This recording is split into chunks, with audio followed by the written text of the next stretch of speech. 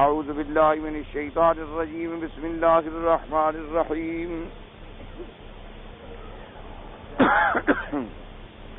واللیل اذا یغشا والنہار اذا تجلی وما خلق الذکر والانثى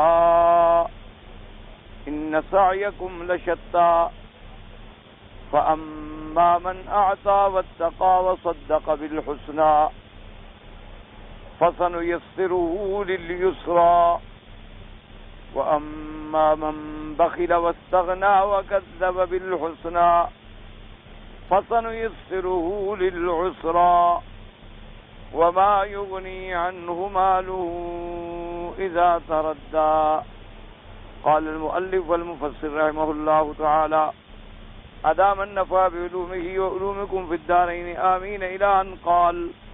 حديث آخر قال ابن أبي حاتم حدثني أبو عبد الله الزهراني قال حدثنا حفص بن عمر العدني قال حدثنا الحكم بن أبان نكرمتان ابن عباس رضي الله تعالى عنه أن رجلا كان له نخيل ومنها نخلة فرعها في دار رجل صالح فقير ذي إيال فإذا جاء الرجل فدخل داره فيأخذ الثمرة من نخلته وتسقط الثمرة فيأخذها صبيان الرجل الفقير فينزل من نخلته فينزل الثمرة من أيديهم وإن أدخل أحدهم الثمرة في فمه يدخل إصبعه في حلق الغلام من الثمرة من حلقه فشكى ذلك الرجل إلى النبي صلى الله عليه وسلم وأخبره بما هو فيه من صاحب النخلة فقال له النبي صلى الله عليه وسلم اذهب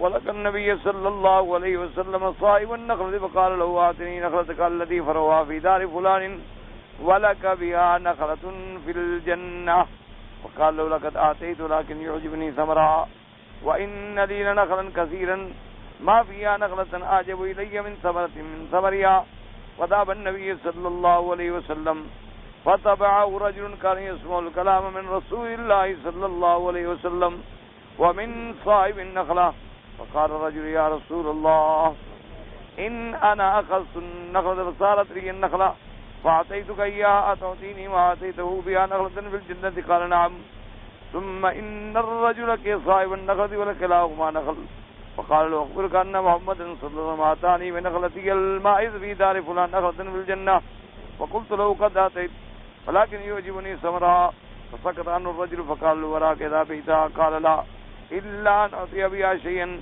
ولا أظنني آتاه فقال وما هناك قال 40 نخلة فقال الرجل قد جئت بأمر عظيم نخلتك تتلو بها 40 نخلة ثم سكت وأنشأ في كلام آخر ثم قال أنا آتيتك 40 نخلة فقال اشهد إن كنت صادقا فأمر بأناس فدعاهم فقال اشهدوا أني قد أتيت من نخلي 40 نخلة من نخلتك التي فرعها في دار فلان ابن فلان ثم قال ما تقول فقال صاحب النخلة قد رضيت ثم قال بعد ليس بيني وبينك بيع لم تفترق فقال له قد أقالك الله ولست بآمك حين أتيتك 40 نخلة من نخلتك المائلة فقال صاحب النخلة قد رضيت لا أن تؤتني 40 على ما أريد قال تؤتنيها على ساكن ثم مكث ساعة ثم قال هي لك على صياغ وأوقف له شهودا وعد له 40 نخلة على ساكن فتفرقا وذهب الرجل إلى رسول الله صلى الله عليه وسلم فقال يا رسول الله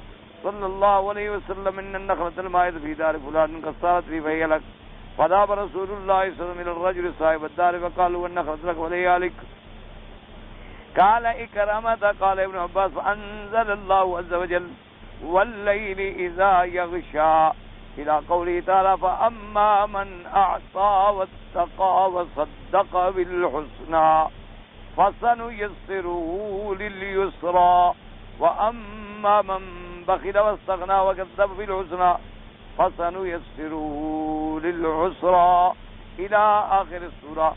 هكذا رواه ابن أبي حاتم وهو حديث غريب جدا. اب مفسر رحمت اللہ علیہ سورۃ اللیل کی ان آیات مبارکہ کی تفسیر میں دلائل احادیث مبارک سے ذکر فرما رہے ہیں. ایک تو مقصود یہ ہے کہ یہ آیت مبارک جو ہے کس سبب میں یعنی شان نزول اس کا کیا ہے، اس میں مختلف روایات ہیں، لیکن ہمیشہ قاعدہ یہ ہوتا ہے کہ ایک آیت کا شان نزول جو ہے وہ متعدد بھی ہو سکتا ہے، یعنی یہ واقعہ بھی ہوا، یہ واقعہ بھی ہوا، یہ واقعہ بھی ہوا، اور اللہ نے قرآن کی یہ آیات جو ہیں اتاری، تو اس میں کوئی تعارض نہیں ہوتا، بلکہ شان نزول کے اندر یہ قاعدہ ہے کہ کبھی تو ایک واقعہ ہوتا ہے جو سبب نزول ہوتا ہے اس آیت کا، اور کبھی واقعات متعددہ ہوتے ہیں اور متقاربہ ہوتے ہیں، یعنی سب کا قریب قریب معاملہ ہوتا ہے، لیکن اللہ کی قدرت سے اتفاق سے یہ واقعہ بھی ہو گیا، یہ واقعہ بھی ہو گیا، یہ واقعہ بھی ہو گیا، تو اس لیے ایک تو اس میں کوئی تعارض نہیں ہوتا۔ دوسری بات اس میں یہ ہے کہ سب سے پہلی صفت جو اللہ نے بیان کی تھی اپنے بندوں کی وہ تھی اعطا، کہ فَأَمَّا مَنْ أَعْطَى، جو اللہ کے راستے میں خرچ کرے، کیونکہ جو لوگ سخی ہوتے ہیں اور اللہ کے راستے میں خرچ کرنے والے ہوتے ہیں وہ اللہ کو بڑے محبوب ہوتے ہیں۔ سخی انسان جو ہے وہ اللہ تبارک و تعالیٰ کے ہاں بڑا محبوب، اس کی وجہ یہ ہے، علماء کرام نے فرمایا ہے کہ حدیث مبارک میں بھی یہ حکم آیا ہے کہ ہر بندے کو چاہیے کہ وہ اللہ کی صفات اور اللہ کے اخلاق عالیہ سے استفادہ کرے۔ کیا معنی؟ اللہ کی صفت جو ہے کریم ہے، تو انسان کو بھی چاہیے کہ وہ کرم اختیار کرے۔ اللہ کی صفت جو ہے وہ رحیم ہے، تو بندے کو بھی چاہیے کہ اپنے سے جو کمزور ہو، اپنے سے جو چھوٹا ہو، جو ضعیف ہو، اس پہ رحم کرے، تاکہ وہ صفات جو ہیں اللہ تبارک و تعالیٰ کی، ان پر ایمان کامل ہی تو تب ہوگا جب آدمی اپنے آپ کو ان صفات سے متصف کرے گا۔ اور اللہ تبارک و تعالیٰ کی رحمت ہے رزاق، صفت ہے رزاق، اور رزاق بھی ایسے کہ ساری مخلوق کو رزق دینے والے، اور تمام ما من دابۃ فی الارض الا علی اللہ رزقها، اور اسی طرح فرمایا ان اللہ هو الرزاق ذو القوۃ المتین، اور رزق بھی ایسا دیتے ہیں کہ دوست کو بھی دیتے ہیں اور دشمن کو بھی دیتے ہیں، مومن کو بھی دیتے ہیں اور کافر کو بھی دیتے ہیں، صالح کو بھی دیتے ہیں اور صالح کو بھی دیتے ہیں، متقی کو بھی دیتے ہیں اور فاسق فاجر کو بھی دیتے ہیں، بڑے اچھے نیک لوگوں کو بھی رزق ملتا ہے اور گناہگاروں کو بھی ملتا ہے۔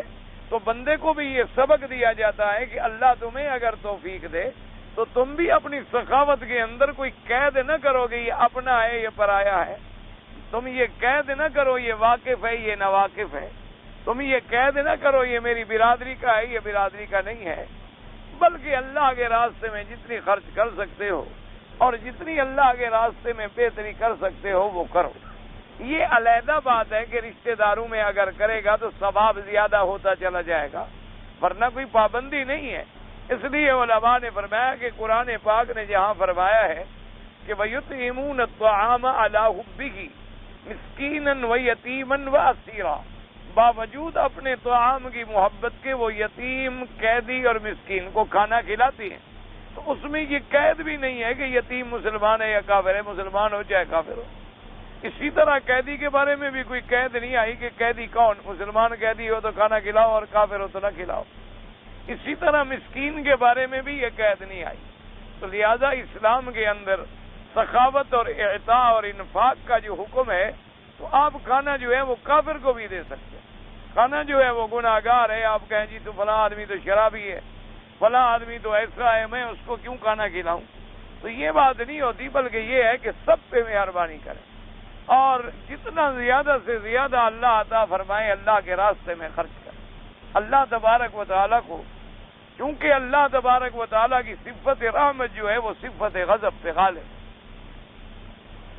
ورنہ اللہ کی صفات جو ہیں یاد رکھیں ہمیشہ، آپ کی صفات جو ہیں یعنی دو قسم میں ہیں، بعض صفات جو ہیں جمالی ہیں اور بعض صفات جو ہیں جلالی ہیں۔ جیسے اللہ کی صفات ہے کہ رحمان ہیں، رحیم ہیں، کریم ہیں، غفور ہیں، ستار ہیں، غفار ہیں، رزاق ہیں، منعم ہیں، یہ سب صفتیں جمالی ہیں۔ اور صفات جلالی ہوتی ہیں کہ قہار ہیں، شدید البطش ہیں، جبار ہیں، یہ صفات جلالی ہیں۔ تو صفات جمالی جو ہیں گویا وہ مظہر ہیں رحمت کا، اور صفات جلالی جو ہیں گویا وہ مظہر ہیں غضب کا۔ لیکن اللہ نے فرمایا کہ سبقت رحمتی علی غضبی، میری صفت رحمت جو ہے وہ غضب پہ سبقت لے گئی۔ بلکہ ایک حدیث مبارک میں آتا ہے کہ اللہ تبارک و تعالیٰ نے ایک بہت بڑی لوح ہے، بلکہ ایک روایت میں یہ آتا ہے کہ وہ آسمانوں اور زمینوں سے بھی بڑی ہے، اور اس پہ اللہ نے لکھ دیا ہے کہ ان رحمتی سبقت علی غضبی، کہ میری رحمت جو ہے وہ میرے غضب سے سبقت لے گئی۔ اسی لیے علماء نے فرمایا کہ آپ دیکھیں کہ اللہ تبارک و تعالیٰ کا جو عرش مبارک ہے، جس پر اللہ تبارک و تعالیٰ اپنے شان کے مطابق مستوی ہیں، تو وہاں بھی اللہ نے کوئی صفت جلال نہیں لگائی، بلکہ فرمایا الرحمن علی العرش استوی۔ اب اندازہ کریں کہ عرش یہ ایسا ہے کہ یعنی 7 آسمان ہیں، آسمانوں کے بعد کرسی ہے، اور کرسی کے بعد جو ہے وہ عرش ہے۔ تو عرش نے تمام چیزوں کو ڈھانپ رکھا ہے، اور عرش پر اللہ تبارک و تعالیٰ کی ذات مبارک ہے، جیسے اس کو زیبا ہے، جیسے اس کی شان ہے۔ ہمارا ایمان ہے کہ الرحمن علی العرش استوی، جیسے کہ سلف صالحین نے فرمایا ہے، لیکن من غیر تمثیل، اس کی ہم مثال نہیں دیں گے، کوئی تشبیہ بیان نہیں کریں گے کہ کیسے، کیونکہ اللہ تبارک و تعالیٰ مثل سے پاک ہے اور تشبیہ سے پاک ہے۔ تو اب میرے کہنے کا مقصد یہ تھا کہ گویا عرش نے ساری کائنات کو ڈھانپ لیا، اور عرش پہ کون ہے؟ الرحمن علی العرش استوی، اور وہاں اللہ نے یہ فیصلہ بھی لکھ دیا کہ میری رحمت میرے غضب سے سبقت فرما گئی۔ تو نتیجہ کیا نکلا کہ گویا ساری مخلوق کو اللہ کی رحمت نے ڈھانپ لیا۔ اور اسی طرح حدیث مبارک میں آتا ہے کہ اللہ تبارک و تعالیٰ کی رحمتیں جو ہیں 100، یعنی ایک سمجھانے کے لیے کہ 100 رحمتیں، اور حضور نے فرمایا کہ ان 100 رحمتوں میں سے صرف ایک حصہ رحمت کا جو ہے وہ اللہ نے ساری مخلوق کو دیا، صرف ایک حصہ جو ہے اسی رحمت کی وجہ سے باپ بیٹوں پہ شفیق ہے، اور ماں کی محبت ہے، استاد کا احترام ہے، اور یہ سارا جانوروں میں محبت ہے، پرندوں میں محبت ہے، انسانوں میں محبت ہے، اور جناب دیکھتے ہیں کہ کتنا پیار ہے، الفت ہے، توادد ہے، تعاطف ہے۔ یہ ساری مخلوقات میں صرف ایک حصہ ہے رحمت کا، اور حضور پاک نے فرمایا کہ اللہ نے 99 حصے جو ہے رحمتوں کے وہ اپنے عرش کے نیچے چھپا لیے ہیں، تاکہ ان کا اظہار جو ہے وہ قیامت میں ہوگا اپنے بندوں۔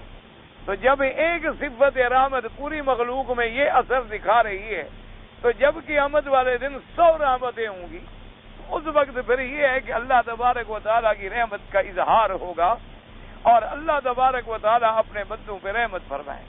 تو اب اس سے ہمیں ایک مسئلہ یہ بھی سمجھ آیا کہ جیسے عرش کے اوپر بھی رحمت لکھی ہوئی ہے، اور اسی طرح عرش کے نیچے بھی اللہ نے 99 رحمتیں چھپائی ہوئی، اور اسی طرح قرآن مقدس میں بھی آتا ہے کہ اللہ کا عرش جو ہے کیسی ہے؟ پانی پہ، اور وہ پانی ایسا ہے کہ اس کی موجیں زمین سے آسمان تک کے برابر ایک ایک موج ہے۔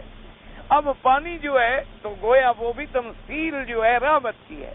جیسے آپ کہیں نا جی کوئی آدمی شرم سے او جی پانی پانی ہو گیا، اور اگر آگ جو ہے وہ صفت غضب ہے، جیسے کہیں جی فلاں آدمی تو آج ایسا ناراض ہو گیا کہ آگ بگولا ہو گیا، یعنی گویا وہ آگ کا گولا بن گیا، آگ بگولا ہو گیا، تو وہ صفت غضب ہے۔ تو اللہ نے اپنے عرش کے نیچے بھی وہ صفت رکھی ہے جس کا تعلق رحمت سے ہے، جس کا تعلق غضب سے نہیں ہے۔ تو اللہ تبارک و تعالیٰ ورنہ تو جس چیز پہ چاہیں اپنے عرش کو قائم فرما دیں۔ تو اس لیے ہمیں سمجھ آیا کہ اللہ تبارک و تعالیٰ کی صفات رحمت جو ہیں اس میں کوئی شبہ نہیں ہے کہ وہ غالب ہے۔ حتیٰ کہ علماء کرام نے، اللہ ان کی قبروں پہ کروڑوں رحمتیں فرمائیں، انہوں نے فرمایا کہ جہاں اللہ کی صفت غضب کا اظہار ہوتا ہے، اگر غور کیا جائے تو اس میں بھی کوئی رحمت چھپی ہوتی ہے، اس کے اندر بھی کوئی رحمت چھپی ہوتی ہے، کو بظاہر ہمیں سمجھ نہیں آتی۔ جیسے مثلا بیٹا جو ہے غلطی کرے تو والدین اس کو مارتے ہیں، اب مارنا بظاہر صفت غضب ہے، لیکن مقصد کیا ہے کہ ہمارا بیٹا ٹھیک ہو جائے، اس کے اندر بھی گویا ایک مہربانی چھپی ہوئی ہے۔ اب سرجن کے پاس جائیں تو جناب آپ کے زخم کو پھاڑ دے گا اور کاٹ دے گا، اور کبھی کینچی چلا رہا ہے، کبھی چھری چلا رہا ہے، کبھی نشتر چلا رہا ہے، بظاہر تو صفت غضب ہے کہ کہ کسی کے جسم کو کاٹنا اور خون نکالنا اور گوشت کاٹ لینا، لیکن اس کے اندر بھی ایک صفت رحمت چھپی ہوئی ہے کہ اس کا مقصد کیا ہے کہ تم کسی طرح ٹھیک ہو جاؤ، تمہارا عضو جو ہے ٹھیک ہو جائے اور تمہارے لیے زیادہ مصیبت کا ذریعہ نہ بنے۔ اس لیے فرمایا کہ صفت رحمت جو ہے وہ غالب ہے، کیونکہ غضب جو ہے یہ تو عارضی چیز ہے کہ کبھی ناراضگی آ گئی، اور رحمت جو ہے وہ تو ہمیشہ والی صفت ہے کہ ہر وقت اللہ تبارک و تعالیٰ اپنے بندوں پہ رحمتیں فرماتے۔ تو جب اس کی صفت اتنی بڑی رحمت کی عام تھی تو یہ ہماری خوش نصیبی ہے کہ اللہ نے ہمیں پیغمبر بھی وہ دیا جس کی صفت رحمت للعالمین، اللہ نے انہیں بھی سراپا رحمت بنایا، کیونکہ آپ کی رحمت کا اتنا غلبہ تھا کہ پھر کیونکہ اصولی بات ہے نا، ایک آدمی کو آپ راستہ بتائیں تو یہ راستہ بتانا جو ہے یہ رحمت کی نشانی ہے نا۔ کسی کو راستہ آپ بتائیں، کیوں؟ اگر آپ بتائیں گے تو اس کو خیر خواہی کریں گے، اگر کوئی دشمن آپ سے پوچھے تو اس کو تو آپ جہنم کا راستہ بتائیں، اس کو تو آپ ایسا راستہ بتائیں گے کہ راستے میں جائے اور جنگل کے بھیڑیے کھا جائیں اس کو۔ تو آپ کسی کو جب ٹھیک راستہ بتاتے ہیں تو گویا اس میں بھی ایک رحمت چھپی ہوئی ہے۔ تو اللہ نے اپنے بندوں کو جو ہدایت کی ہے اور ہدایت کے لیے کس کو بھیجا ہے؟ رحمت للعالمین۔ تو یہ بھی اس کی صفت رحمت کا اظہار ہے کہ اپنے بندوں میں رحمت کا تقاضا تھا کہ میرے بندے بھٹک نہ جائیں، میرے بندے جہنم میں نہ پڑیں، میرے بندے غلط راستہ اختیار نہ کریں۔ تو ان کو ہدایت دینے کے لیے اللہ نے کس کو بھیجا؟ اپنے پاک پیغمبر حضرت محمد مصطفیٰ صلی اللہ علیہ وعلا آلہ واصحابہ وسلم تسلیما کثیرا کثیرا، اور آپ کو سراپا رحمت بنا کے بھیجا۔ اسی لیے ایک حدیث مبارک میں میرے آقا نے فرمایا کہ انا رحمت مہداۃ، آپ نے فرمایا کہ میری امت میں تو اللہ کی طرف سے تمہارے پاس ایک رحمت کا تحفہ ہوں کہ اللہ نے مجھے سراپا رحمت بنا کے بھیجا ہے، اور اللہ تبارک و تعالیٰ نے مجھے تمہارے اوپر ایک بہت بڑا عظیم تحفہ بھیجا ہے۔ اس لیے حضور پاک کی طبیعت میں، آپ کی طبیعت مبارک میں سخاوت کا یہ عالم تھا کہ آپ کی ازواج مطہرات رضوان اللہ علیہن اجمعین فرماتی ہیں کہ کان اجود من الریح المرسل، بی بی صاحبہ فرماتی ہے کہ حضور جب رمضان کا مہینہ آتا تھا تو جیسے باد صبا چلتی ہے اس سے بھی زیادہ سخاوت ہوتی تھی، یعنی باد صبا جیسے چلتی ہے ٹھنڈی ٹھنڈی ہوائیں، جب وہ چلتی ہیں تو اپنے اور پرائے اور دوست اور دشمن سب کو لگتی ہیں۔ تو حضور کی فرماتی ہے سخاوت کا یہ عالم ہوتا تھا، معلوم ہوتا تھا کہ اس باد صبا سے بھی آپ کی سخاوت بڑھ گئی ہے کہ جو آ رہا ہے اسی پہ مہربانی ہو رہی ہے۔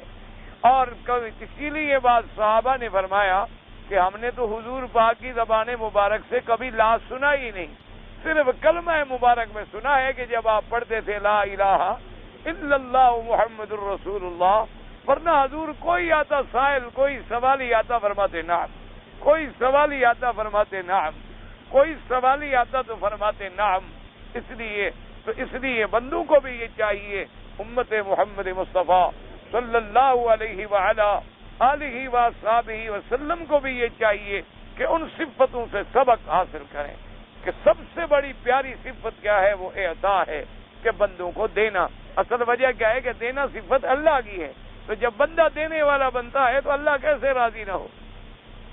کیونکہ سب کو دینا، اپنا پرائے کو دینا، سب کو رزق پہنچانا، سب کو کھانا کھلانا، یہ صفت اللہ کی ہے۔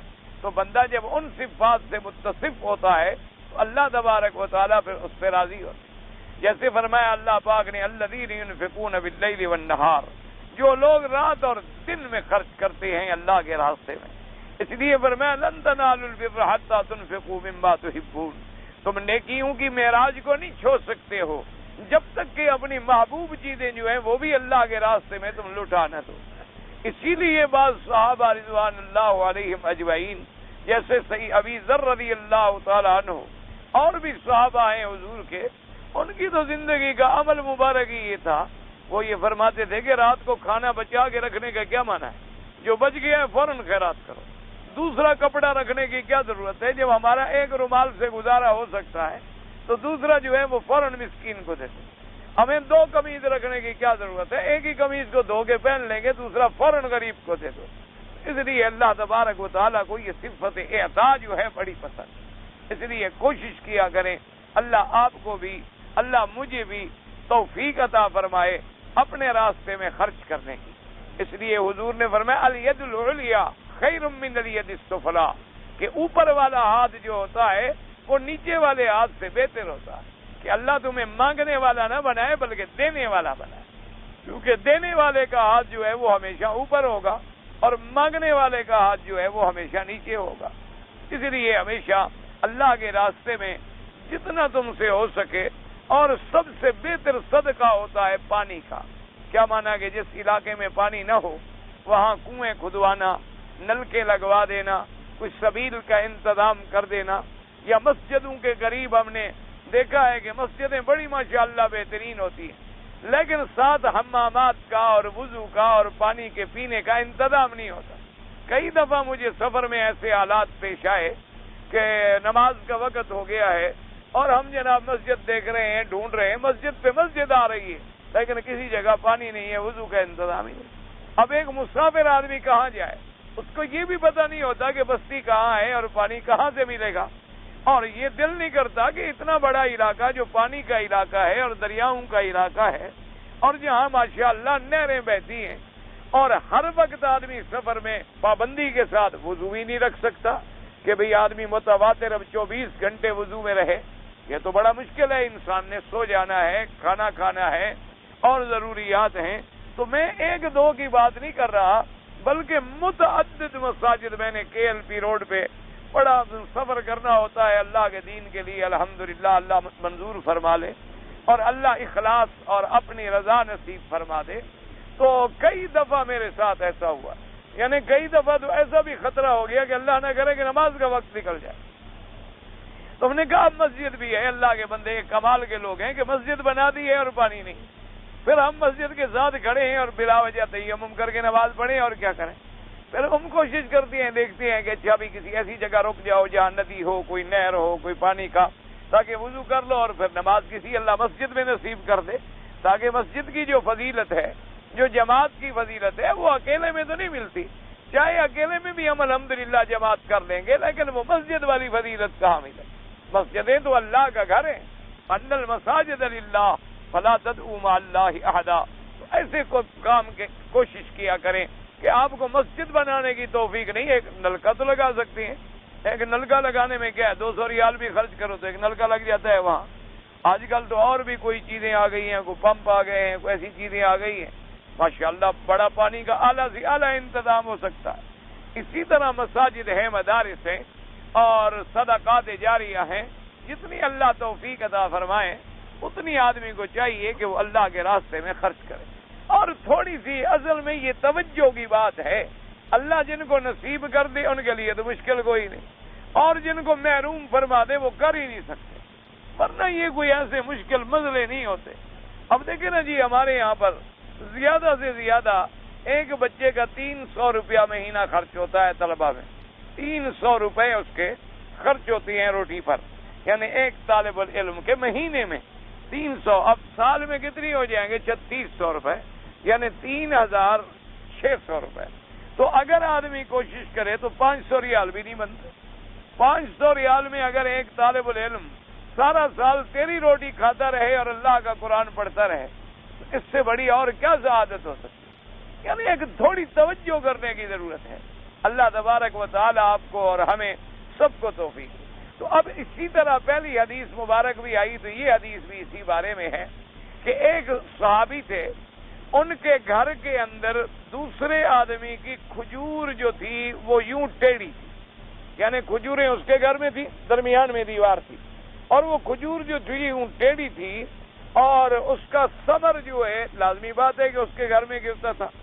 تو جب وہ آدمی ثمر اپنا اکھیڑتا اور ثمر چنتا تو کھجوریں گر بھی جاتی ہیں، تو جب کھجوریں گرتی تو وہ ساتھ والے کے گھر میں گرتی، اور وہ بڑا غریب آدمی تھا، بڑا مسکین صحابی تھا حضور پاک کا، اس کے چھوٹے چھوٹے بچے تھے، وہ بچے دوڑتے اور وہ کھجوریں اٹھا لیتے، لیکن کھجور والا آدمی جو ہے وہ بھی ایسا اللہ رحمت کرے آدمی تھا کہ وہ آتا اور بچوں کے ہاتھ سے کھجوریں چھین لیتا، اور اگر کبھی کسی بچے نے وہ کھجور منہ میں ڈال لی تو انگلی ڈال کے حلق سے بھی نکال لیتا۔ اسی لیے علماء نے کہا ہے نا کہ ایک ہوتا ہے بخیل اور ایک ہوتا ہے شہی، جس کو کہتے ہیں شوم۔ جسے ہمارے محاورات میں کہتے ہیں، ایک تو ہوتا ہے نا بخیل اور ایک کہتے ہیں شوم. انہوں نے کہا کہ بھی شوم بھی تو بخیل کو کہتے ہیں. انہوں نے کہا کہ نہیں، بخیل تو وہ ہوتا ہے جو اپنا مال اللہ کے راہ میں خرچ نہ کرے، اور شوم وہ ہوتا ہے کہ خرچ دوسرا کرے وہ برداشت نہ کرے. خرچ بھی دوسرا کر رہا ہے، وہ مر رہا ہے کہ یار یہ کیوں کر رہا ہے، یہ پیسے بھی خرچ نہ کرتا. تو یہ انہوں نے کہا وہ شح ہوتا ہے. اللہ تبارک و تعالیٰ معاف فرمائے. تو اس نے جناب ایسا اللہ معاف کرے کہ وہ آتا اور بچوں کو پکڑ لیتا. تو اب وہ مسکین جس کے بچے تھے، اس بیچارے کے بچے روتے اور پیٹتے. اس نے آ کے حضور پاک صلی اللہ علیہ وسلم آپ کی خدمت میں درخواست پیش کی کہ یا رسول اللہ، میں ایک بڑی ابتلا اور مصیبت میں آ گیا ہوں کہ میرے گھر کے قریب ایک آدمی کی کھجور کا درخت ہے اور وہ میرے گھر کی طرف یوں مائل ہے، اور اس کی جب کھجوریں گرتی ہیں تو میرے چھوٹے چھوٹے بچے ہیں، اب ان کو کیسے قابو کیا جائے؟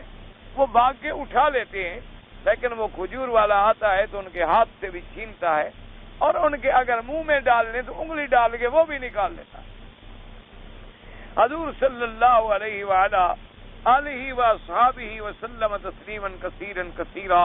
اللہ کے کروڑوں صلاۃ و سلام ہوں آپ پر. آپ نے اسے بلایا اور فرمایا کہ بھائی تم ایک سودا کرنا چاہتے ہو؟ تو اس نے کہا جی فرمائیں. آپ نے فرمایا کہ اگر تم ایک کھجور جو ہے یہاں اللہ کے راستے میں خیرات کر دو تو اللہ تمہیں جنت میں کھجور کا درخت عطا فرمائیں. اس نے کہا جی بات تو خیر ٹھیک ہے، لیکن میری کھجور جو ہے نا وہ بڑی اچھی ہے اور اس کا پھل بہت اچھا ہے، اور میرے باغ میں جتنی کھجوریں ہیں نا ایسی کھجور ہے ہی نہیں. بات آپ بھی ٹھیک فرماتی ہیں، لیکن ذرا مشکل ہے مسئلہ، میں سوچوں گا. بہرحال اس نے بات نہ مانی اور بہانے سے ٹال گیا. ایک اور آدمی کھڑا یہ باتیں سن رہا تھا، تو جب وہ چلا گیا وہ آ گیا حضور کی خدمت میں. اس نے کہا حضور یہ جنت میں کھجور دینے کا جو وعدہ آپ فرما رہے تھے یہ صرف اسی کے ساتھ تھا یا اور کوئی آدمی اگر وہ کھجور کا درخت دے دے تو اس کو بھی جنت میں ملے گا؟ حضور نے فرمایا اس کو بھی ملے گا. اس نے کہا اچھا حضور پھر میں کوشش کرتا ہوں. وہ گیا خیر اس آدمی کے پاس. اس نے کہا بھی بات سنو، تم ایسا کیوں نہیں کرتے ہو؟ تمہارے پاس میں نے سنا ہے ایک کھجور کا درخت ہے، وہ بیچ کیوں نہیں دیتے ہو؟ لڑائی جھگڑا بھی ختم ہو جائے گا، وہ ساتھ کا ہمسایہ بھی پریشان ہے تم سے، اور تم بھی نہیں دینا چاہتے ہو. تمہارا بھی چلو کھجوریں کھاتا ہے تو نقصان ہوتا ہے، تو اس لیے بہتر ہے کہ تم بیچ ڈالو. وہ سمجھ گیا، تاڑ گیا. اس نے کہا کہ جی بیچ تو ڈالوں، لیکن جو میں قیمت مانگتا ہوں وہ کون دے گا؟ میں جو قیمت مانگتا ہوں وہ میری کھجور ایسی ہے کہ اس جیسی کھجور ہے ہی نہیں دنیا. اس نے کہا چلو ٹھیک ہے بیچو، تم اپنی قیمت کا اظہار تو کرو. اس نے کہا میں ایک شرط پہ دے سکتا ہوں، اگر کوئی آدمی مجھے 40 کھجوریں بدلے میں دے. بخیل لوگوں کا تو پھر یہی کہتا ہوتا ہے نا. جیسے حضرت سلمان فارسی رضی اللہ تعالیٰ عنہ جب اپنے کافر کے پاس گئے اور کہا کہ اللہ کے بندے چلو تم مجھ سے تنگ آ گئے ہو کہ میں مسلمان ہوں اور میں نے حضور کا کلمہ مبارک پڑھ لیا ہے، تو تم مجھے آزاد کر دو، میرے ساتھ طے کر لو، بدلے کتابت طے کر لو کہ کتنی پیسے لوگے، تاکہ وہ میں محنت کر کے مزدوری کر کے یا ساتھیوں سے مدد لے کر تم کو دے دوں اور تم میری جان چھوڑ دو. میں بھی تم سے چھوٹ گیا اور تم مجھ سے چھوٹ گئے، ایک مسئلہ جو ہے تیرا اور میرا جو ہے وہ حل ہو جائے. تو وہ کافر بڑا سمجھدار تھا بدبخت، اور کافر دنیا کے معاملے میں تو بڑا کایا ہوتا ہے نا. دنیا کا معاملے میں تو کافر استاد ہوتا ہے، آخرت کا جاہل ہوتا ہے، لیکن دنیا کا بڑا خبردار ہوتا ہے. آخرت کے معاملے میں جاہل ہوتا ہے. وَهُمْ عَنِ الْآخِرَةِ هُمْ غَافِلُونَ. آخرت سے غافل ہوتی ہے لیکن دنیاوی معاملے میں بڑے خبردار. اس نے کہا حضرت سلمان رضی اللہ تعالی عنہ ایک طریقہ ہے تمہیں چھوٹ جانے کا. اس نے کہا کیا؟ اس نے کہا ایک تو مجھے اتنی چھٹانگ جو ہے وہ سونا دے دو، اور دوسری شرط میری یہ ہے کہ میرا تم نے باغ دیکھا ہے؟ اس نے کہا دیکھا ہے. اس نے کہا اس میں نئے کھجوروں کے پودے لگاؤ، اور جب وہ کھجوروں کے پودے لگ جائیں گے اور ان پہ پھل آ جائے گا پھر میں تمہیں آزاد کروں. اب اندازہ کرو، کہہ دی ایک تو مسافر ہیں، پھر ان کو زبردستی غلام بنا کے بیچ دیا گیا، ورنہ حضرت سلمان فارسی رضی اللہ تعالیٰ عنہ غلام توڑے تھے. حضرت سلمان رضی اللہ تعالیٰ عنہ وہ تو اسلام کی کشش میں آئے تھے، تو قافلے والوں نے زبردستی کی اور ظلم کیا کہ آپ کو غلام بنا کے بیچ ڈالا۔ وہ بڑے پریشان ہوئے اور حضور کی خدمت میں حاضر ہوئے۔ حضور نے فرمایا ماں بھی گیا سلمان، کیوں پریشان ہو؟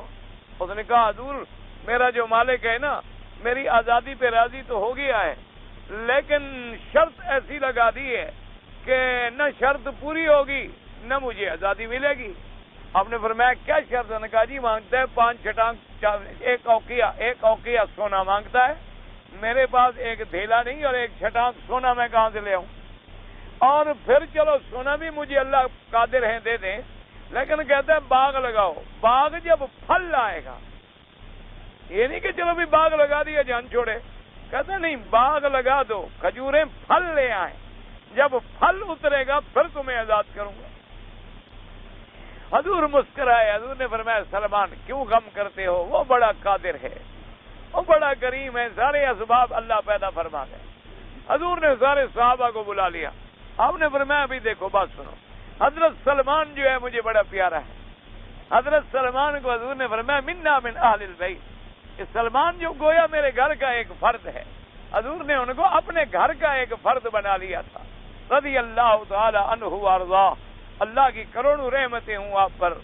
تو ان حضور نے فرمایا مجھے سلمان بڑا پیارا ہے، اور اس کا مالک جو کافر ہے وہ بڑا ظالم ہے، اور اس نے ان کے لیے بڑی شرط رکھی ہے، اگر ایک سے اٹھ جائے گا اور کسی کو زور بھی نہیں لگانا پڑے گا، تو تم سارے مل کے جتنی تمہیں اللہ توفیق دے، کوئی 2 کھجوریں دے دے، کوئی 4 دے دے، کوئی 10 دے دے، جتنی توفیق ہو، وہاں جتنے موقع ہے زمین میں لگانے کا اتنی کھجوریں اس کو جمع کر دو۔ تو صحابہ نے کہا رسول اللہ میں 10 دیتا ہوں، اس نے کہا میں 20 دیتا ہوں، اس نے کہا میں 5 دیتا ہوں، کھجوریں تو وہیں بیٹھے بیٹھے پوری ہو گئی۔ حضور نے فرمایا سلمان اب یہ تمہاری ہمت ہے کہ گڑھے تم کھودو، اور گڑھے کھودنے کے بعد یہ کھجوریں پہنچ جائیں گی، لیکن تم لگانا نہیں، لگانے کے لیے مجھے بلا لینا۔ اور اسی دیر میں حضور بیٹھے تھے کہ ایک آدمی نے کچھ سونے کی ڈلی آگے پیش کی، حضور نے فرمایا یہ بھی تم لے جاؤ، یہ جا کر اپنے مالک کو۔ اس نے کہا حضور یہ تھوڑا سا ہے، وہ چھٹانگ مانگتا ہے ظالم، یہ تو بالکل تھوڑا سا ہے۔ آپ نے فرمایا تم لے تو جاؤ، تمہیں کیا ہے، تم اس کو لے جاؤ، باقی اللہ پاک مدد فرمائے۔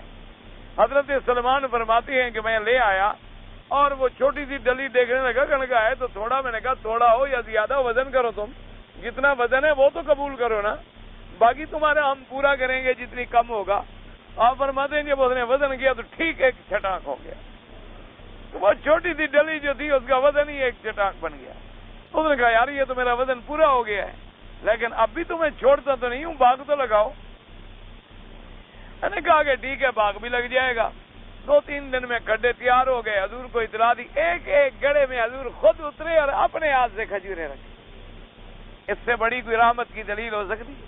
اسی لیے فرمایا نا کہ اللہ نے مجھے رحمت بنا کے بھیجا، کہ اپنے غلاموں سے کتنا پیار ہے، اپنے غلاموں سے کتنا شفقت ہے، اپنے غلاموں سے کتنا محبت ہے کہ ان کے لیے حضور خود اتر رہے ہیں اور ایک کھجور لگا رہے ہیں۔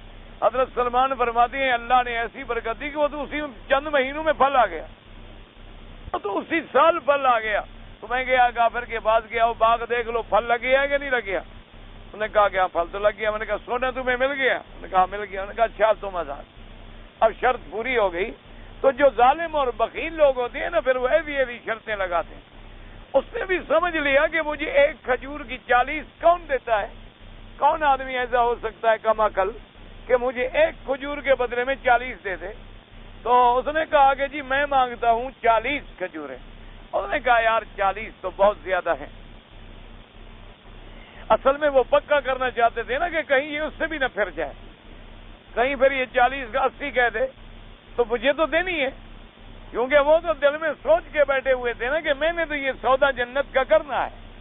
تو انہوں نے کہا نہیں بھائی 40 تو خیر بہت زیادہ ہیں، تم کوئی معقول بات کرو، 1 کھجور کے 2 لے لو، 4 لے لو، یہ کوئی بات ہے کہ 1 کی 40 مانگ لو؟ انہوں نے کہا نہیں بس میرا مطالبہ 40 کا۔ خیر وہ بیٹھے رہے، ادھر ادھر کی باتیں کرتے رہے۔ تھوڑی دیر کے بعد نے کہا کہ اچھا اگر کوئی اللہ کا بندہ 40 دینے پہ تیار ہو جائے تو پھر تم وہ کھجور دے دو گے؟ اس نے کہا پھر کیوں نہیں دوں گا؟ اس نے کہا اچھا لوگوں کو بلاؤ گواہ ہو جائے، میں 40 کھجوریں دیتا ہوں۔ اس نے کہا تم ٹھیک بات عقل سے کر رہے ہو؟ اس نے کہا عقل سے ہی تو کر رہا ہوں، سوچ سمجھ کے کر رہا ہوں۔ اس نے کہا چلو مجھے کھجوریں دو۔ انہوں نے کہا بلاؤ گواہ۔ گھر میں لے گئے، باغ میں لے گئے، 40 کھجوریں گن کے دے دی. اس نے کہا وہ ایک کھجور جو ہے وہ تمہاری ہو گئی. اب جناب وہ صحابی دوڑے دوڑے حضور کی خدمت میں آئے. انہوں نے کہا حضور وہ کھجور میں نے لے لی ہے، وہ میں نے خرید لی ہے بلا کا، وہ میں نے آپ کو دے دی ہے حضور، اب وہ آپ کی ملکی ہے، اب آپ جانے اور آپ کا کام. حضور نے فرمایا گھر والے کو بلاؤ. آپ نے فرمایا فضاب لک والے عیالک، وہ تمہارے اور تمہارے بچوں کے لیے، اب اس سے جتنی پھل اترے تم اور تمہارے بچے استعمال کیا کرو. تو وہ صحابی خوش ہو کے چلے گئے. تو بعض روایات میں آتا ہے کہ اللہ نے پھر یہ صورت اتاری کہ جو لوگ اللہ کے راستے میں دیتے ہیں، اللہ سے ڈرتے ہیں اور آخرت پر یقین رکھتے ہیں، تو اللہ ان کے لیے آسان کر دیتے ہیں کام. اور جن لوگوں نے تکذیب کی اور بخل کیا اور اللہ سے بے پرواہ ہوئے، اللہ پھر ان کے لیے بھی وہ جہنم والا رستہ آسان کر دیتے ہیں. لیکن مفسر فرماتی ہیں کہ یہ روایت ہے غریب، لیکن بہرحال کیونکہ یہ فضائل میں ہوتی ہے اس لیے محدثین اور مفسرین رحمت اللہ علیہم اجمعین اس کو نقل فرما دیتے ہیں. تو اس لیے مفسر فرماتی ہیں کہ ایک آدمی تھا اور ان رجلا کان لہ، اور اس کا نام بھی نہیں آیا کہ کون تھا. فرماتی ہیں اس کی ایک شاخ جو تھی فی دار رجل صالح فقیر ذی عیال، آدمی بڑا صالح تھا، فقیر تھا اور بچوں والا تھا. جب وہ آتا اور اس کے کچھ دانے گر جاتے، فیاخذھا صبیان الرجل الفقیر، وہ فقیر کے بچے جو تھے اٹھا لیتے، وہ اپنی کھجور سے اترتا اور آ کے وینزع الثمرۃ من ایدیہم، ان کے ہاتھوں سے وہ پھل چھین لیتا. اور وان ادخل احدہم الثمرۃ فی فمہ، اگر کسی بچے نے کوئی اندر دانہ ڈال لیا ہوتا تو وہ کیا کرتا کہ وہ آنے کے بعد ادخل اصبعہ فی حلق الغلام، انگلی ڈال کے اس کے حلق سے وہ بھی نکال لیتا. فشکا ذلک الرجل الی النبی صلی اللہ علیہ وسلم، حضور پاک کی خدمت میں اس نے آ کے شکایت کی اور آ کر آپ کو خبر دی کہ میرے ساتھ یہ ہو رہا ہے. وہ جو کھجور والا تھا جب حضور کو ملا، آپ نے فرمایا آتنی نخلتک التی فرعها فی دار فلان ولک بہا نخلۃ فی الجنہ، کہ تم وہ کھجور کا درخت مجھے دے دو اور جنت کا ایک درخت لے لو. ایک آدمی اور بھی یہ باتیں سن رہا تھا، اس نے کہا کہ ہاں ایسی بات تو ٹھیک ہے لیکن مجھے اس کا پھل بڑا پسند ہے. ایک آدمی اور یہ باتیں سن رہا تھا. جب وہ چلا گیا اس نے آگے عرض کیا کہ حضور اگر وہ کھجور کا درخت میں لے کر آپ کو دے دوں تو مجھے بھی اللہ جنت میں درخت دیں گے؟ آپ نے فرمایا بالکل تمہیں بھی دیں گے. تو وہ آدمی چلا گیا اور اس کو جا کے ملا اور پوچھا کہ تم کتنی میں بیچو گے؟ وما منا کا، یہ لفظ ہے منا کا، تمہاری آرزو کیا ہے، تمنا کیا ہے، کتنی مانگتے ہو؟ اس نے کہا میں تو 40 مانگتا ہوں. تو اس نے کہا لقد جئت بامر عظیم، بھائی تم تو بڑی بات کر رہے ہو، ایک کھجور کے بدلے میں تم 40 مانگتے ہو، عجیب آدمی ہو، یہ تو بہت زیادہ ہے. اور ثم سکت وانشأ فی کلام آخر، پھر وہ دونوں چپ ہو گئے اور دوسری کسی بات میں مشغول ہو گئے تاکہ اس کے دماغ میں یہ بات جو تھی نکل جائے. اور اس کے بعد جب بات ختم ہوگی اس نے کہا اچھا بات سنو، میں تمہیں دیتا ہوں اور 40 کھجوریں میں تمہیں دیتا ہوں. اس نے کہا اچھا بھی گواہ ہو جاؤ. گواہی ہو گئی، وہ راضی ہو گیا. تو اس نے کہا کہ بھئی ایسا نہ ہو کہ کل تم سودے سے پھر جاؤ. اس نے کہا عجیب آدمی ہو، میں کوئی احمق تھوڑا ہوں، میں جو دے رہا ہوں تو میں راضی ہو کر دے رہا ہوں. چلو اور تم گن لو. کھڑی ہوئی کھجوریں باقاعدہ زندہ سلامت لگی ہوئی اور ساٹھ وہ اس نے جا کر دیا اور گواہ قائم کیے اور 40 کھجوریں گن کے دے دیں. وہ علیحدہ ہو گئے. یہ آدمی حضور کی خدمت میں پہنچا اور آگے عرض کیا کہ حضور وہ کھجور جو ہے ان النخلۃ المائلہ، جو فلاں آدمی کے گھر کے اندر جھکی ہوئی تھی وہ میں نے لے لی ہے، اب وہ آپ کا ملک ہے، آپ جس کو چاہیں عطا فرما دیں. تو آپ نے اسی کو بلایا، اس غریب آدمی کو، اور فرمایا النخلۃ لک ولعیالک، وہ کھجور کا درخت تمہارا ہے اور تمہارے بچوں کے لیے ہے. تو حضرت اکرمہ حضرت ابن عباس فرماتی ہیں کہ یہ سورت مبارک جو ہے اللہ نے نازل فرمائی فانزل اللہ عز وجل واللیل اذا یغشی الی قولہ تبارک وتعالی فاما من اعطى واتقى وصدق بالحسنى. لیکن مفسر فرماتے ہیں ہاکذا رواہ ابن ابی حاتم نے بھی اس کو روایہ کیا ہے، لیکن وہ حدیث غریب جدا، لیکن حدیث جو ہے وہ اعتبار سند کے اس کے اندر بہت غرابت پائی جاتی ہے.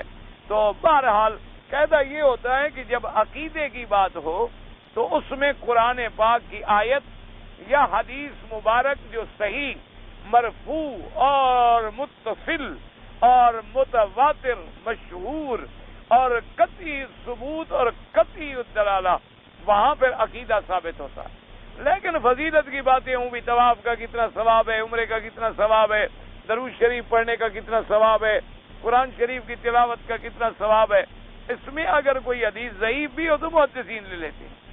اور یہ بھی بات یاد رکھیں کہ حدیث ضعیف کا معنی نعوذ باللہ یہ بھی نہیں ہوتا کہ بالکل وہ حدیث ہی غلط ہے، یہ نہیں ہوتا، بلکہ اس کی سند میں کچھ لوگ ایسے آ گئے جس کی وجہ سے یا اس کے متن میں ضعف آ گیا، یا اس کے سند میں ضعف آ گیا، یا روایت میں یا درایت میں، اور بہرحال لوگوں کی عام باتوں سے یا تاریخ کی روایات سے تو اس کا درجہ ہزار درجے بلند ہوتا ہے۔ ایک تاریخ کی کتاب ایک مورخ نے لکھی ہے، اور خدا جانے پتہ نہیں اس کو وہ واقعات ملے بھی کہاں سے تھے، کیونکہ تاریخ کی جتنی کتابیں ہوتی ہیں ان کے اندر رطب اور یابس بھرا ہوا ہوتا ہے، تو ان سے تو بہرحال اس حدیث کا پایا جو ہے وہ بہت بڑا بلند ہے کہ چلو حدیث ضعیف تھی، لیکن پتہ تو ہے ہمیں کہ کون کون روایت کر رہے ہیں، کون کون نقل کر رہے ہیں۔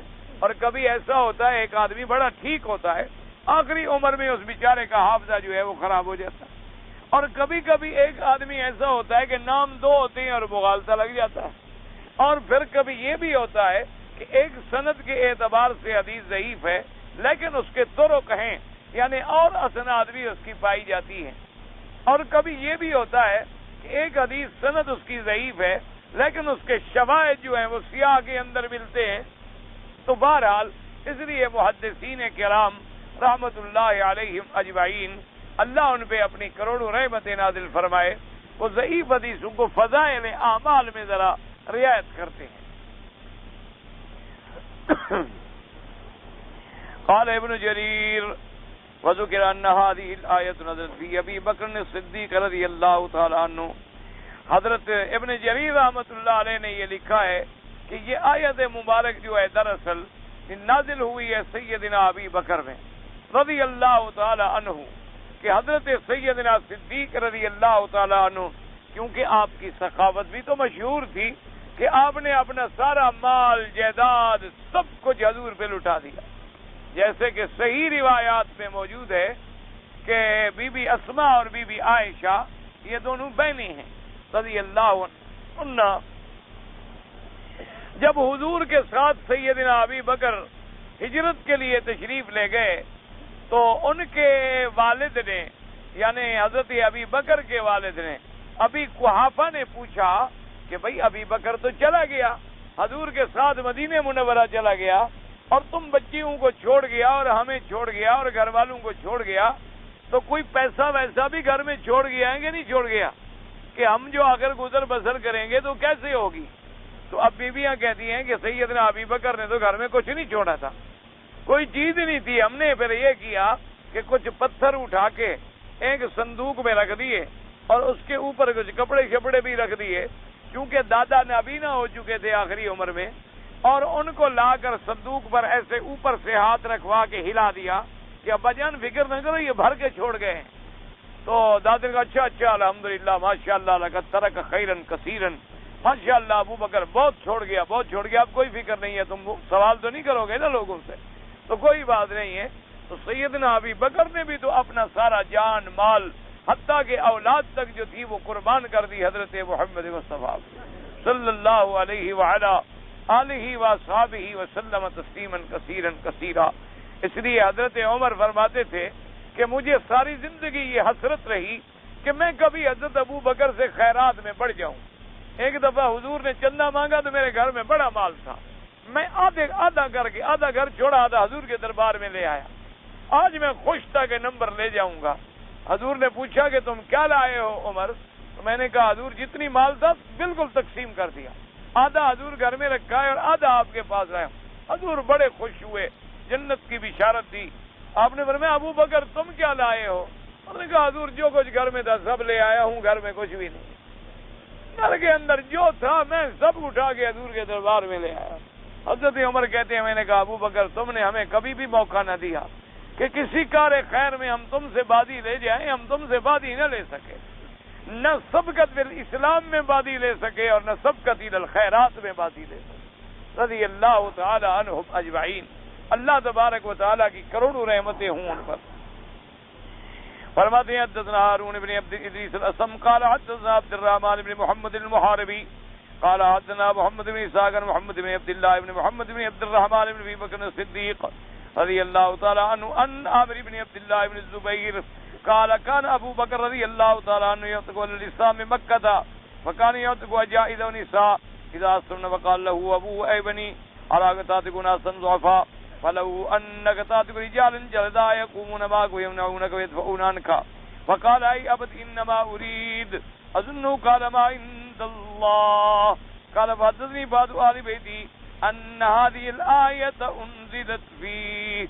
اب جناب فرماتے ہیں کہ حضرت ابو بکر رضی اللہ تعالیٰ عنہ غلام خریدتے، عورتیں خریدتے، غلام عورتیں جو ہوتی تھی بوڑھی بوڑھی ضعیف جن کو کافر ستاتے تھے، خرید کر کے آزاد کرتے تھے. ایک دفعہ ان کو اپنے والد نے بلایا اور انہوں نے فرمایا کہ میں دیکھتا ہوں تم بڑے غلام آزاد کرتے ہو، لیکن اگر غلام آزاد کرتے بھی ہو تو جلدا یعنی اقویا بڑے طاقتور نوجوان غلام آزاد کیا کرو تاکہ کبھی تمہیں ضرورت پڑے تو تیرے کام بھی آئیں.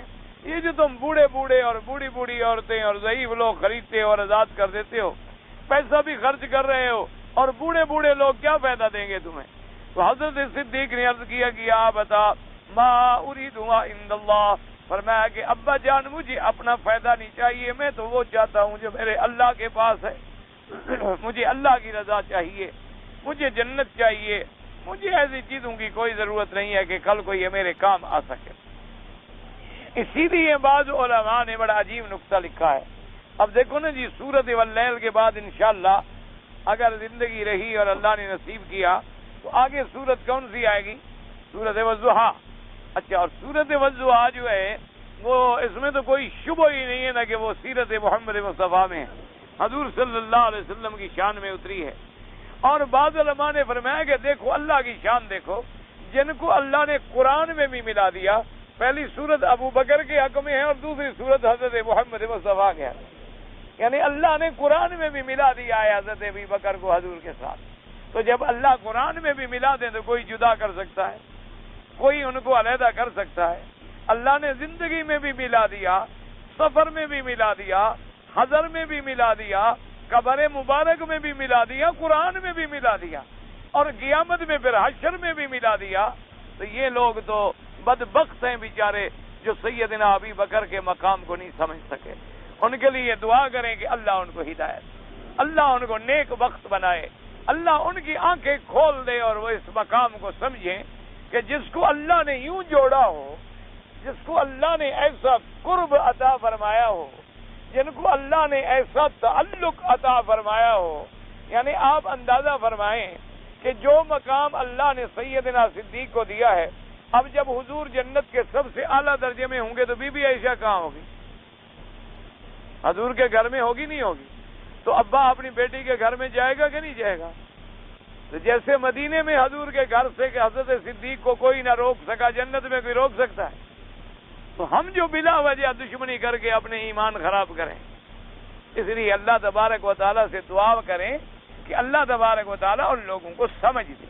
کسی سے عداوت نہیں ہوتی، ہمیشہ یاد رکھو. بعض لوگ جو ہے نا ناراض ہو جاتے ہیں، توحید کی تقریر سنی غصہ آ گیا، یا کسی نے صحابہ کی شان سنی تو بیچارہ غصے میں آ گیا. اللہ کے بندے غصہ نہیں ہوتا، یہ کسی سے کوئی ذاتی زمین کے اور برادری کے جھگڑے نہیں ہوتے، یہ تو اللہ کے دین کی باتیں ہیں. اللہ تبارک و تعالیٰ کی دین کے لیے محبت ہو اور اللہ کے لیے آدمی کو غصہ ہو. اس لیے ہمیشہ جتنے فرق باطلہ ہیں، اللہ تو قادر ہے نا کہ ان کو ہدایت دے کر سیدھے راستے پہ لے آئیں. تو بجائے بد دعا کرنے کے آپ ان کے لیے دعا کیوں نہ کریں کہ اللہ تبارک و تعالیٰ ان کو بھی مقام صدیق کی سمجھ عطا فرمانا. وہ بھی فرماتے ہیں کہ یہ آیت جو ہے انزلت فی حضرت ابی بکر کے حق میں اتری ہے. وقولہ تبارک و تعالیٰ وما یغنی عنہ مالہ اذا تردى قال مجاہد اذا مات. اللہ نے فرمایا کہ یہ جو مال اکٹھے کر رہا ہے اور بخل کر رہا ہے، جب مرے گا تو اس کو اس کا مال کوئی فائدہ نہیں پہنچائے گا. وقال ابو صالح ومالک عن زید بن اسلم اذا تردى فی النار، کہ قیامت والے دن جب یہ جہنم میں ڈالا جائے گا تو مال تو نہیں چھڑائے گا، مال تو کوئی فائدہ نہیں دے گا. یوم لا ينفع مال ولا بنون، قیامت والے دن نہ مال نفع دے گا نہ اولاد نفع دے گی. اصل ہے نا وما یغنی عنہ مالہ اذا تردی. تردی کا معنی ہوتا ہے اوپر سے گرنا. جیسے آتا ہے نا متردیہ، وہ بکری جو اوپر سے گرے اور گردن ٹوٹ جائے تو اس کو بھی کہتے ہیں عربی میں متردیہ. یعنی کوئی پہاڑ پہ بکری چل رہی ہے اور گر جائے اور گردن ٹوٹ جائے، حرام ہو جاتی ہے. تو اسی طرح چونکہ جہنم جو ہے وہ نیچے ہے، اس میں بھی جب گرایا جائے گا تو گویا اوپر سے گرے گا نا. تو اللہ نے فرمایا کہ جب اس میں گرایا جائے گا مال کوئی نہیں فائدہ پہنچائے گا. اور بعد میں کہا کہ تردہ کا معنی ہے ہلاکت یعنی موت. ای اذا ماتا یعنی جب مرنے کا وقت آئے گا تو مال کیا فائدہ دے گا. اس لیے فائدہ ہے کہ آدمی زندگی میں خیرات کرے. زندگی میں آدمی اللہ کے راستے میں زندگی کے اندر جو کچھ کر سکتے ہو کر لو، کیونکہ مرنے کے وقت پھر کیا کام آئے گا. اور پھر مرنے کے وقت تو یہ ہمارا مال جو ہے یہ بھی وارثوں کا بن جائے گا، ہمارا تو رہے گا ہی نہیں، ہمارا تو ملک ہی نہیں رہے گا. اور خدا جانے پھر ہمارے بعد والے جو ہیں، ہماری اولادیں جو ہیں، اللہ جانے وہ بعد میں کیا کریں گی. اس لیے اپنی زندگی میں، اپنی صحت میں، اپنی تندرستی میں اللہ کے راستے میں کچھ کر جائیں. اللہ تبارک و تعالی آپ کو بھی اور مجھے بھی دین کے کام کرنے کی توفیق دے.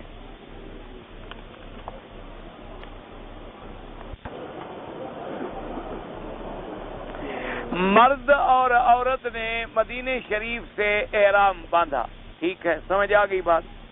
لیکن جب مکے میں پہنچی تو اس کو حیض آ گیا. اب سیدھی سی بات ہے، جب حیض آ گیا تو نہ تو وہ بیچاری نماز پڑھ سکتی ہے، نہ حرم میں داخل ہو سکتی ہے، نہ عمرہ کر سکتی. اس کا قاعدہ یہ ہے کہ وہ انتظار کرے جب پاک ہو جائے تو عمرہ پورا کرے. اگر فلائٹ ہے تو فلائٹ کو مؤخر کرا لے، فلائٹ اور بھی مل سکتی ہے. کوئی یہ تو نہیں کہ جہاز چلا جائے گا تو کوئی پہاڑ ٹوٹ جائے گا، 4 دنوں کے بعد اور جہاز مل جائے گا.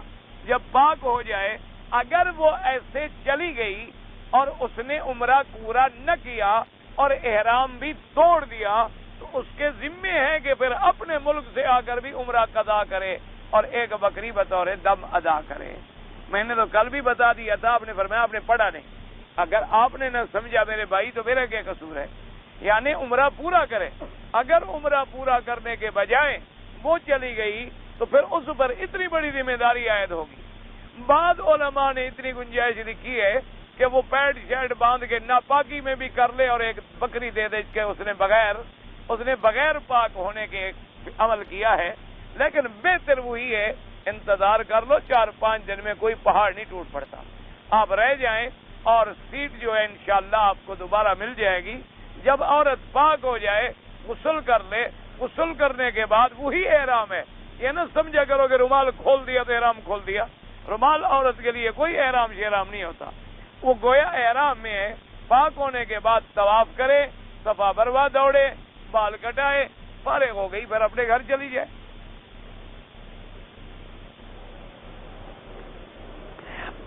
اگر کوئی عورت جو ہے ٹیپ ریکارڈر میں کیسٹ لگا دے قرآن کا، کوئی بات نہیں. قرآن چھونا منع ہے، کیسٹ چھونا تو منع نہیں ہے. اسی لیے قاعدہ ہوتا ہے نا کہ اگر قرآن کے اوپر کپڑا ہے یا قرآن کے اوپر جلد ہے اس کو تو آپ چھو سکتے ہیں، یعنی قرآن پاک کو نہیں چھو سکتے. تو کیسٹ بھی تو ایک علیحدہ ڈبیا ہے، اس کے اندر ایک وہ ریل سی ہے، اس کے اوپر ایک چیز ٹیپ ہے، اس کو ہاتھ لگانا، ڈالنا، نکالنا کوئی بات نہیں. کہتا ہے جی کہ پیر و مرشد پکڑنا جو ہے اسلام میں ضروری ہے. کوئی ضروری نہیں. اگر ضروری ہے تو کہتے ہیں یہاں پیر و مرشد کون ہے؟ مرشد کا کیا معنی ہوتا ہے؟ راستہ دکھلانے والا. تو جتنے علماء ہیں یہ سارے مرشد ہیں. تم پیر مرشد کس کو سمجھتے ہو؟ جس کی گردن موٹی ہو، حلوہ زیادہ کھاتا ہو نہ. پیر مرشد کا کیا معنی بابا؟ پیر مرشد کا معنی حضور کا غلام، حضور کا متبع، قرآن حدیث پڑھنے والا، قرآن حدیث پڑھانے والا، سنت رسول بتلانے والا، دین کے کام سکھانے والا، وہ پیر ہوتا، وہ مرشد ہوتا. تو جتنے علماء ہیں اصل میں تو وہ پیر ہیں، اصل میں تو وہ مرشد ہوتے ہیں جو ہمیں رات دن ارشاد کرتے ہیں، ہمیں سیدھے راستے کی ہدایت کرتے ہیں. اگر تمہارے دماغ میں کوئی پیروں کا کوئی خاص تخیل ہے تو اس کا اسلام میں کوئی تعلق نہیں. باقی اگر کوئی اہل سنت والجماعت اور صحیح معنوں میں متبع سنت ایسا شخص ملے، اس کے اگر بیعت کرو، تعلق رکھو، بالکل رکھو، کوئی بھی انکار نہیں کرتا. اور اگر کسی نے نہیں رکھا کوئی بات نہیں، رات دن قرآن جو سن رہا ہے یہی تعلق ہے. اور تعلق کا کیا معنی ہوتا ہے؟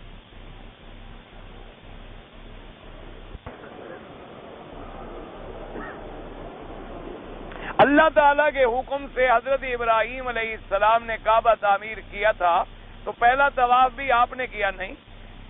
کعبہ تو حضرت ابراہیم سے پہلے موجود تھا۔ جب آپ بچوں کو چھوڑنے آئے تو قرآن نے نہیں کہا کہ ربنا انی اسکنت من ذریتی بواد غیر ذی زرع عند بیتک المحرم، کہ میرا اللہ میں تیرے حرمت والے گھر کے پاس اپنے بچے چھوڑ کے جا رہا ہوں۔ تو گھر تو آدم کے پیدا ہونے سے بھی پہلے تھا۔ سب سے پہلا طواف اللہ کے فرشتوں نے کیا ہے، اور انسانوں میں سب سے پہلا طواف حضرت آدم نے کیا ہے۔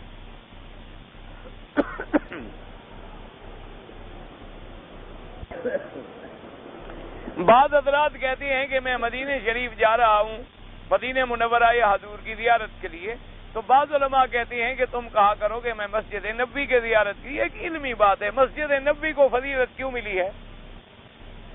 مسجد نبوی کس کی مسجد ہے؟ تو بات کیا ہوئی؟ یہ تو صرف ایک علمی مسئلہ ہے کہ حضور نے فرمایا کہ آدمی 3 مسجدوں کے علاوہ کسی چیز کے لیے سفر نہ کرے، ایک مسجد الحرام، ایک مسجد اقصی اور ایک مسجد نبوی صلی اللہ علیہ وسلم، کہ لا تشد الرحال الا الى 3 مساجد۔ پر میں اور کسی کے لیے، ایک آدمی کہے جی میں دہلی کی مسجد جاتا ہوں، ایک آدمی کہے جی میں لاہور کی شاہی مسجد کی زیارت کو جاتا ہوں، ایک آدمی کہے جی میں فیصل آباد میں جاتا ہوں یا اسلام آباد میں فیصل مسجد کی زیارت کے لیے سفر کرتا ہوں، وہ ناجائز ہے۔ یا کوئی کہے جی میں کسی قبر مبارک کے لیے سفر کرتا ہوں، حضور نے فرمایا منع ہے۔ تو فرمایا کہ جب آئیں تو ان 3 میں سے کسی کی نیت کریں۔ تو جب ہم مسجد نبوی کی نیت کریں گے تو سارا کچھ مدینہ بھی آ گیا، مسجد بھی آ گئی، ہر چیز آ گئی۔ اصل تو وہی۔ اچھا، کبھی ایسا بھی ممکن ہے کہ آپ حضور کی زیارت کو جائیں اور مسجد میں نہ جائیں؟ ایسا ہے کوئی طریقہ؟ ہاں، یہ علیحدہ بات ہے، تم دور سے کھڑے ہوئے دیکھ کے بھاگا ہو۔ اللہ ہمیں تو معروم نہ کرے۔ اللہ تبارک و تعالی ہمیں حاضری ہمیشہ نصیب کرے، ہر مسلمان کو نصیب کرے، اور اللہ ہر مسلمان کے دل میں حضور کی محبت پیدا فرما دے، اور ہمیں کوئی ذرہ قطرہ محبت کا نصیب فرما دے۔ تو بہرحال یہ ایک علمی مسئلہ ہے کہ نیت کیا ہو، حدیث کے مطابق مسجد نبوی کی نیت۔ ہمیں آ گئی بات، باقی کوئی بات نہیں۔ مسجد نبوی میں ہم کیوں جا رہے ہیں؟ جب تک حضور مدینہ نہیں گئے تو ہمیں مدینہ سے کوئی پیار تھا؟ مدینہ منورہ میں جب تک حضور نہیں گئے تو مدینہ تو یہ صرف کہلاتا تھا، اور جو لوگ جاتے تھے مدینہ یثرب کی بستی میں بیمار ہو جاتے۔ یہ سارا شرف جو ملا ہے تو حضور کے جانے کے بعد ملا ہے۔ یہ جو عظمت ملی ہے، یہ جو آپ کو شرف ملا ہے، تو حضور صلی اللہ علیہ وسلم کے جانے کے بعد ملا ہے۔ ورنہ اگر حضور تشریف نہ لے جاتے تو کیا تھا؟ یا جہاں حضور تشریف نہیں لے گئے اس جگہ سے ہمارے لیے کون سی محبت ہے، کون سی عقیدت ہے؟ اس لیے یہ علمی مسئلے ہوتے ہیں اور لوگ جھگڑے بنا لیتے ہیں۔ اللہ تبارک و تعالی جھگڑوں سے بچائے اور اللہ علم کے مطابق چلنے کی توفیق دے۔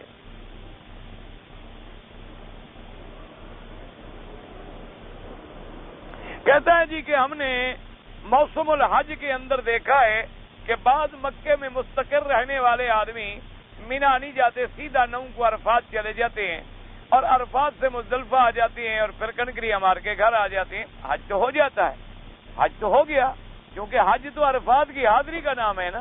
مینا میں جانا سنت اور ثواب ہے، اگر وہ نہیں جا سکے تو سنت کا ثواب انہیں نہیں ملا، لیکن چاہیے یہ کہ پورا آدمی حج کرے۔ لیکن یہ بھی اللہ کا شکر کرو نا، اگر یہ مکے والے بھی سارے چل پڑے تو باہر والے کہاں بیٹھیں گے؟ یہ بھی اللہ کی حکمتیں ہیں اللہ کے بندے، کہ یہ اب باہر کے مسافروں کے لیے مینا میں جگہ چھوڑ دیتے ہیں۔ اگر یہ گھر والے اٹھ کے 5 لاکھ آدمی بھی مینا میں بیٹھ جائے کہ یہ ہم بھی رات یہیں رہیں گے، تو پھر میرے خیال میں حاجی تو کھڑے رہیں بیچارے، کیونکہ گھر والا تو جلدی پہنچ جائے گا نا۔ اس لیے اچھی بات ہے، کوئی عرفات جاتا ہے، کوئی مینا جاتا ہے، کوئی صبح جاتا ہے، کوئی دوپہر کو جاتا ہے، کوئی ظہر کو جاتا ہے، کوئی عصر کو جاتا ہے، تو سب کی گاڑی چل رہی ہے اور اللہ سب کا حج منظور فرما رہے ہیں۔ کریں کہ اللہ مجھے والدین کو حج کرانے کی توفیق دے، اللہ سب کو والدین کی خدمت کی توفیق دے، والدین کی اطاعت کی توفیق دے، اور والدین کو حج کرانے کی بھی توفیق دے۔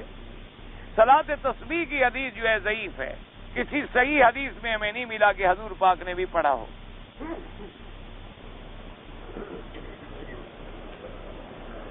ہم ہر وقت آپ کے لیے دعا کرتے ہیں، کوئی بد دعا کرتا ہے، کوئی دعا کرتا ہے، اسی لیے تو گاڑی چل رہی ہے۔ بڑی مہربانی، اللہ آپ کو جزائے خیر دے۔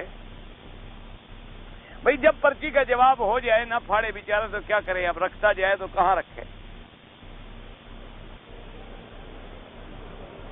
اگر ایک آدمی مقروض ہے، وہ مالی صدقہ بیچارہ نہیں کر سکتا، لیکن صدقے کا جذبہ ہے، کرنے کی نیت ہے، لیکن ہے غریب۔ ایک حدیث میں آتا ہے کہ اللہ تبارک و تعالیٰ فرمائیں گے ملائکہ کو کہ میرے اس بندے کی تہجد لکھ لو ساری زندگی۔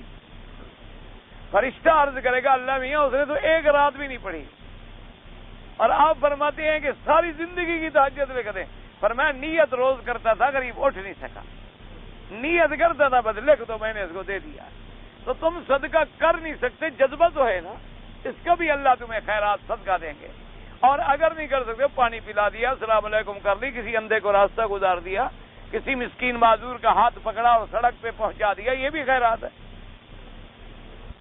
بندہ والدہ کا حج کر سکتا ہے، بالکل کر سکتا ہے۔ بھائی میرا نے عرض کیا کہ والد والدہ کا حج سب عمرہ ہو سکتا ہے، لیکن جب کرنا چاہو تو اپنے علاقے کے عالم سے یا پورے مسئلے لکھ لو، سمجھ لو اور پھر کرو، ویسے کر سکتا ہے۔ بھئی یہ پھر وہی میرے خیال میں اسی میرے پہلے مہربان کا خط لگتا ہے جو چودھری صاحب نے پہلے لکھا تھا کہ پھر یہ بھی میں فارغ وقت میں پڑھوں۔ اب اللہ کے بندے روز میں ایک خط پڑھنے کے لیے تو نہ بیٹھا رہوں کہ میں ہر وقت صرف فارغ رہوں۔ میں نے عرض کیا کہ بھی آپ آئیں مجھے مل لیں تاکہ اگر کوئی باتیں ہیں، کوئی مسئلے ہیں، کوئی غلط فہمیاں ہیں۔ اب دیکھیں نا اتنا بڑا خط، پہلے بھی اس نے 2 ورقوں کا خط لکھا۔ کہتے ہیں جی میں نے تو کسی کافر کو بھی گالی نہیں دی، آپ نے مجھے ابو جہل لکھا ہے، خط میرے پاس موجود ہے۔ گالی کا کیا معنی ہوتا؟ پھر آپ نے لکھا ہے کہ اگر آپ ہمارے ملک میں یہ تقریریں کرتے تو کوئی جیالہ آپ کو قتل کر دیتا، اس سے بڑی بھی کوئی گالی ہوتی ہے؟ میرے پاس تو آپ کا خط ہے، پھر بھی میں نے آپ کو معاف کر دیا، بات ختم ہو گئی۔ اب بھی تمہارا غصہ نہیں ٹھنڈا ہوتا تو اللہ ہدایت دے، میں کیا کروں؟ پھر یہ کہنا کہ میں نے غلط بھی کہا ہے، میرے پاس تو لکھا ہوا تمہارا بھائی موجود ہے۔ اب ہماری قوم کو تشبیہ مشرکین سے دیتے ہیں، جو شرک کرے گا، میں کیوں تشبیہ دیتا ہوں؟ جو بھی شرک کرے گا مشرکین کے برابر ہوگا، جو نہیں کرے گا نہیں ہوگا۔ میں تو نہیں کہتا کہ فلاں آدمی کافر مکے کے برابر ہے، میں یہ کہتا ہوں کہ اللہ معاف کرے کہ جیسے ان کے زمانے میں شرک تھا وہی شرک آج ہمارے ہاں بھی موجود ہے۔ جو جس کے ساتھ کام کرتا ہے اس جیسا خود بنتا ہے۔ یہ نہیں ہوتا کہ میرے کہنے سے وہ مکے والا کافر بن جائے گا۔ آدمی کے اعمال دیکھے جائیں گے کہ کیا اعمال ملتی ہے۔ بھئی اگر انہوں نے 360 بت رکھا تھا، کوئی بت کو سجدہ کرے تو کافر ہے، اللہ کے نبی کو سجدہ کرے تو کافر ہے، کیونکہ اللہ کے سوا کسی کا سجدہ